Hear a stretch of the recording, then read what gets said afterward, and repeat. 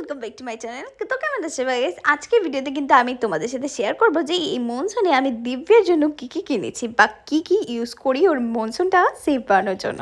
তো দিব্যাকে সব সময় বেডে খেলতে দিলেও কিন্তু একটু বোরিং হয়ে যায়, আর একা ছেড়ে টুকটুক করে কাজের জন্য যে যাওয়া আসা সেটাতেও কিন্তু ও পড়ে যাওয়ার একটা ভয় থাকে। ওকে খাটের নিচে ফ্লোরে খেলার জন্য আমি কিন্তু নিয়ে এসেছি একটা ম্যাট, যেটা হলো পাজল ম্যাট। ও যেন ফ্লোরের ঠান্ডা ভাব পায়ের বা মন ভরে খেলতে পারে, পায়ে ঠান্ডাটা না লাগে, পড়ে যাবার ভয় না থাকে। তো তার জন্য কিন্তু আমি একটা ম্যাট নিয়ে এসেছি, যাতে ও নিচে খেলতেও পারবে আর আমি কাজগুলো সেরে নিতে পারবো। বর্ষাকালে মশার আর ভয় খুব বেশি কিন্তু বেড়ে যায় গাইস, আর এই মশাগুলোর জন্য কিন্তু খুবই বেশি ডিজিজটা স্প্রেড হয়ে যায়, যার জন্য মশাগুলো আমি কিন্তু লাইটলি নিই না, আর চেষ্টা করি যত ভালো করে দিব্যাকে প্রোটেক্ট করে রাখা যায়। সেই জন্য আমরা কিন্তু ইউজ করি এই মসকিটো রিপ্লেনেটটা। ওর কাপড় কিন্তু ওটা আমি দিয়ে দিই, আর ঘুমানোর টাইমে কিন্তু ওকে এই মসকিটো নেটে কিন্তু ঘুম পাড়াই। এটা ওকে মসকিটো থেকে সেভ করতে হেল্প করে। এই বর্ষাকালে কিন্তু আর একটি প্রবলেম যেটা খুবই কমন, সেটা হচ্ছে ডাইপার র্যাশ। ডাইপার ভেজে যাওয়া আর ভেজা ডাইপারের ঘষা লেগে ছিলে যাওয়া খুবই বিরক্ত করে দেয়, আর তাই ওর ডাইপারের এরিয়াটা যতটুকু পারি আমি ড্রাই রাখার চেষ্টা করি। প্রথমত ওকে একটা ডাইপার ফ্রি টাইম দিয়ে রাখি, আর ওর বেবি বাম্পে কিন্তু স্মুথটা রাখার জন্য আমি জনসন্স বেবি পাউডার দিয়ে ড্রাই করে রাখি। এই পাউডার ওকে লম্বা সময়ের জন্য কিন্তু ফ্রেশ রাখে, আর যখনই ওই ডাইপার চেঞ্জ করি আমি এই পাউডারটা ওর আমার দুটো হাতে লাগিয়ে খুব ভালো করে ডাইপার এরিয়াতে লাগিয়ে দিই। আর শরীরের ভাঁজে ভাঁজে কিন্তু লাগিয়ে দিই আমি পাউডারটা, যেন ওর ভাঁজগুলোতে জল বা ঘাম জমে না থাকে।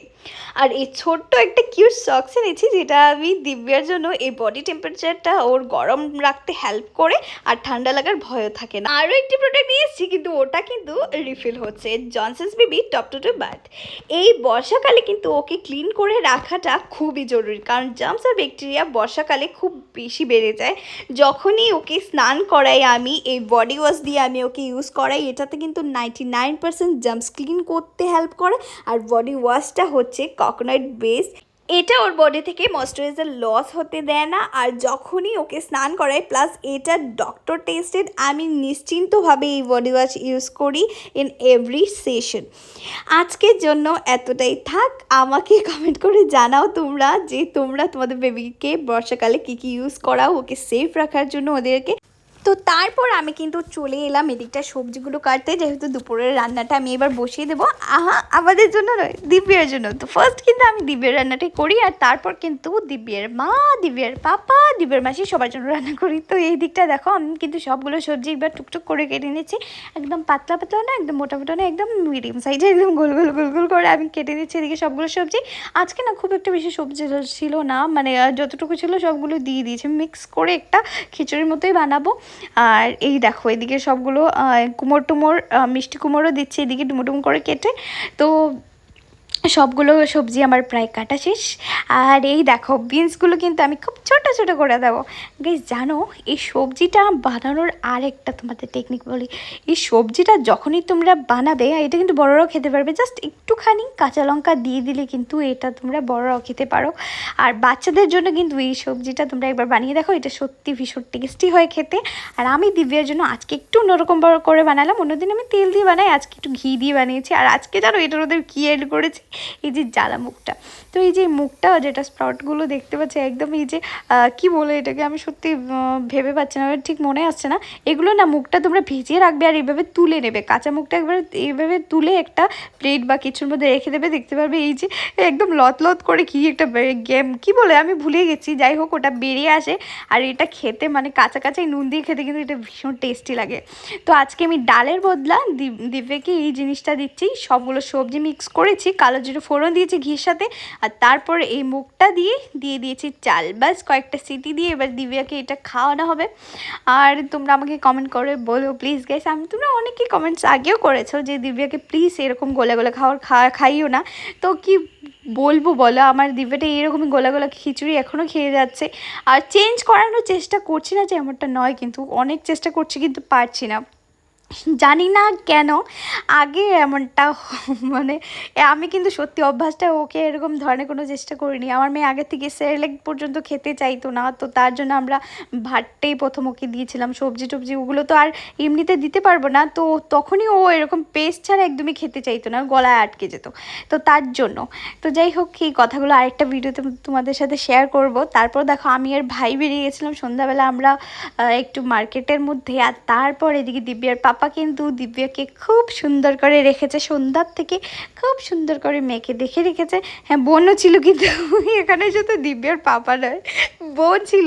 আর আসার পর দুজনে মিলে একজন বলছে আজকে দিব্যা পটি করেছিল, আমি পরিষ্কার করেছি, একজন বলছিল আমি পরিষ্কার করেছি, আমি বলছি যেই পরিষ্কার করে থাকো বাবা, দিব্যা পরিষ্কার হয়ে গেছে তো এবার আমি হ্যাপি, আমার আর জানা দরকার নেই তোমরা দুজন থেকে কে পরিষ্কার করেছে।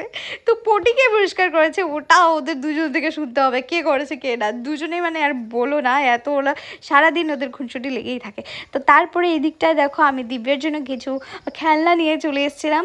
ওর আগের খেলাগুলো অনেক পুরনো হয়ে গেছিলো, একদম কেমন কেমন জানি একটা হয়ে গেছিলো, তো ওগুলো চেঞ্জ করে হচ্ছিলাম এইগুলো দেবো দিব্যাকে। আর জানো সত্যি কথা বলতে অনেকে বলবে এইগুলো কী খেলনা নিয়ে এসছি, দিয়ে আমি একটু কম দাম দিয়ে নিয়ে এসেছি, কারণ আমার মেয়েটা না একটু সময় খেলার পর ওই খেলনাগুলো এইভাবে আর ছিটিয়ে ফেটে ফেলে দেবে, ও খেলতে যায় না। একটু সময় ও খেলনাগুলো ইউজ করার পর আর তুমি এটা মানে ওটা আর হাতে নেবেই না, এত দুষ্টুমি করে। তো তারপর আর কিছুটা জামা নিয়ে এসেছিলো মোর, যেহেতু গরমকাল চলে গেছে, তো একটা দুটো স্লিভলেস আর একটা গেঞ্জি আর একটা প্যান্ট দুটো ম্যাচিং করে নিয়ে এসেছিলাম। তো তারপর এদিকটা দেখো সবগুলো খেলনা বাজার থেকে আনার পর তোকে দেখিয়েছি, তারপর কিন্তু ওগুলো আমি ধুয়ে নিয়ে এসেছি ওকে দিচ্ছি খেলার জন্য।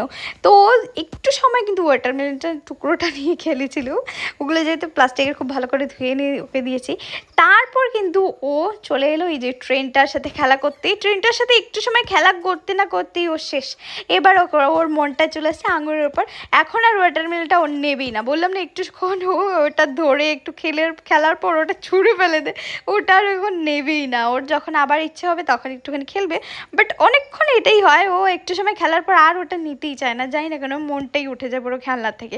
তার জন্য আমি বেশি দামি খেলনা টেলনা ওর পাপাকেও বলি তুমি এসব এনো না, কারণ এনে একদমই আমি মনে করি যে এটা বেকার চলে যায়, কারণ ও একটু সময় খেলে আর খেলবে না, এত দাম দিয়ে এনে লাভটা কি। তো তারপর এদিকে দেখো একটা ড্রেস দিবে কি, জাস্ট ওটা আমার মনে হচ্ছিলো এই যে গেঞ্জি প্যান্টটা যেটা বলেছি ওটা, কিন্তু আমার মনে হচ্ছিলো যে ওটা ছোট হবে না ছোট হবে না, খুব পছন্দ হয়েছিল কালারটা, তার জন্য নিয়ে এসেছি। কিন্তু সত্যি কথা বলতে এটা দেখো হয়ে গেছে আমার মেয়ের, এটা 6 to 12 মান্থের। তো এটা দেখে আমি বুঝতে পারছি মেয়েটা অনেক শুকিয়ে গেছে গো, যা ওর খাবারের ছিঁড়ি ও শোকাবে না বলো, একদমই খেতে চায় না। তো এই দেখো এদিকটাও গেঞ্জি প্যান্টটা ওকে লাগিয়ে দেখছিলাম, বোন আমাকে অনেক বকাও দিচ্ছিলো যে ওকে ধুইয়ে পড়াচ্ছিস না কেন। আচ্ছা আমার একটা প্রশ্ন আছে, সবাই কিন্তু কমেন্টসও দিয়ে যেও, হ্যাঁ, যে আমরা অনেকেই কিন্তু সব সময়, বিশেষ করে আমার বোন সব সময় সোনার সব কাপড়ও ধুয়ে তারপর কিন্তু সোনাকে পরাবে, না হলে আমাকে অনেক বকা দেয়, ও একদমই পছন্দ করে না এই জিনিসটা।